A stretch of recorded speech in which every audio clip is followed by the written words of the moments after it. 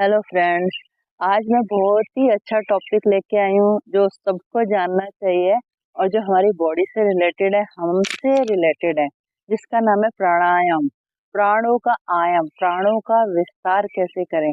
तो हमारे जो योग शास्त्र है उसमें से एक ग्रंथ है हठ योग प्रदीपिका, जो स्वात्माराम योगी के द्वारा लिखा गया ग्रंथ है, जिसमें कहा गया है यावद वायु स्थित हो देहे तव जीवन मुच्यते, मरणम तस्ते निष्क्रांति ततो वायु निरोधते।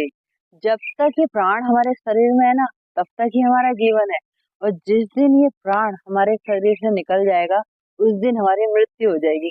इसलिए हमें प्राणों को साधना है, प्राणों का विस्तार करना है। तो उसके लिए स्वात्माराम योगी अष्ट कुंभकों की चर्चा करते हैं, जिसको आठ प्राण बोला गया, प्राणायाम बोला गया है। तो वो कौन कौन से हैं? तो स्वात्माराम योगी कहते हैं सूर्य भेदन उज्जय शीतकारी शीतली तथा भस्त्रिका ब्राह्मणी मूर्छा प्लावनी तष्ट कुंभ कहा। ये अष्ट कुंभक है। अगर हम इनका गलत अभ्यास करेंगे और अगर हमारे जो प्राण है वो डिस्टर्ब है, तो हमें कौन कौन से डिजीज हो सकती है। तो कहते हैं हिक्का कासा श्वासा कर्ण स्वेदना भवंती विद रोगः पवन से प्रकोपतः।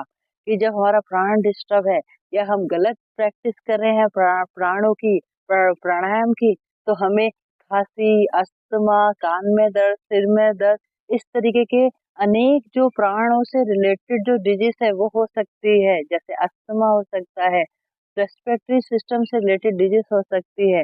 तो ये जानना हमारे लिए बहुत जरूरी है। तो मैं आज आपको सिर्फ एक ही अभ्यास बताऊंगी जो हमें प्राणायाम से पहले करना चाहिए, जिसको नाड़ी शोधन कहा गया है। और ये हर जगह अलग अलग तरीके से कराया जाता है, लेकिन स्वात्माराम योगी इसकी क्या टेक्निक बताते हैं, तो इस विषय के बारे में आज हम जानेंगे।